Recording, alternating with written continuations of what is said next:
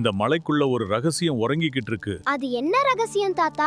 அதுதான் தீமையை அழிக்கும் முருகப்பெருமானின் தெய்வீக ஆயுதம், முருகவேல். தாத்தா சொன்ன அந்த வேல் நிஜமாவே இருக்குமோ? இதெல்லாம் சும்மா கதை மாதிரி தான் தெரியுது. ஆனா என் மனசு அது உண்மைன்னு சொல்லுது.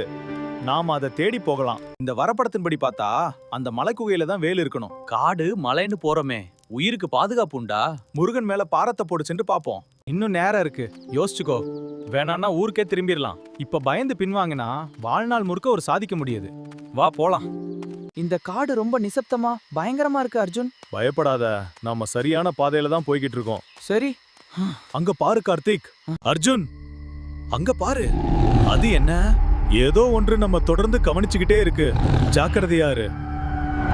அங்க பாரு, அந்த பாறையில முருகனின் வேல் சின்னம் செதுக்கப்பட்டிருக்கு. அப்படின்னா நாம இலக்குக்கு நெருங்கிட்டோம்னு அர்த்தம். இந்த மலை ஏதோ ஒரு பெரிய ரகசியத்தை தனக்குள்ள ஒளிச்சு வச்சிருக்குன்னு தோணுது. அந்த ரகசியத்தை வெளிக்கொண்டு வரத்தான் இவ்ளோ தூரம் வந்திருக்கோம்.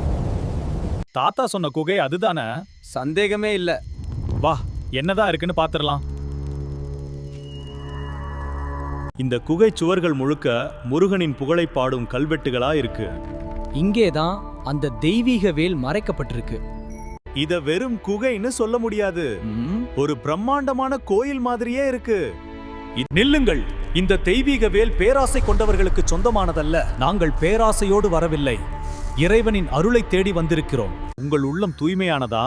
எதற்காக இந்த வேலை தேடி வந்தீர்கள்? இந்த வேலை எடுத்துச் செல்ல நாங்கள் வரவில்லை, அதன் தரிசனம் ஒன்றே எங்களுக்கு போதும். உண்மையான பக்திக்கும் நம்பிக்கைக்கும் நான் எப்போதும் துணையாக இருப்பேன். உங்கள் தேடல் இன்றுடன் நிறைவுற்றது. கடைசியில் அந்த வேலை நம்மால எடுக்க முடியலையே அர்ஜுன். அந்த வேல் நமக்கு தேவையில்லை கார்த்திக். அதை தேடிய பயணத்துல நமக்கு கிடைச்ச அந்த முருகனின் அருளே பெரிய வெற்றி தான்.